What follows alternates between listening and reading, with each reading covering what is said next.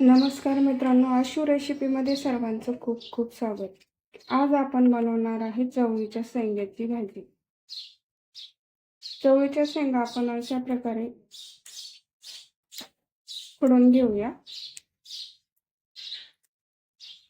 अशा प्रकारे छानपैकी मी हे सगळं बारीक कापून घेतलेलं आहे. आता आता मी जिरे मोहरी घालते, लसूण घेते, मिरची आणि कांदा. कांदा हा बारीक कापून घेतलेला आहे. आपण घालूया कढीपत्ता,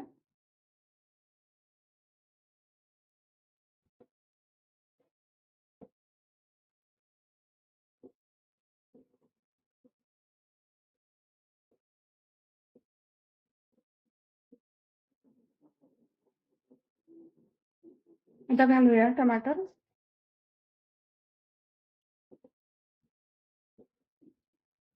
मसाला 2 चमच, मिरची पावडर, हळद,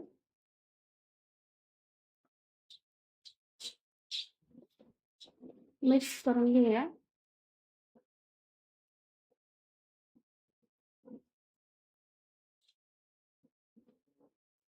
ही शेंगा सोडून आपण मस्त छानपैकी मिक्स करून घेऊया.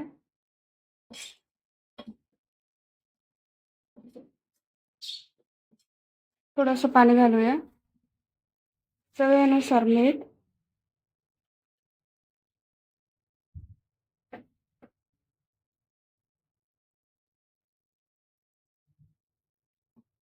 आता आपण 5 मिनिटं झाकण ठेवूया.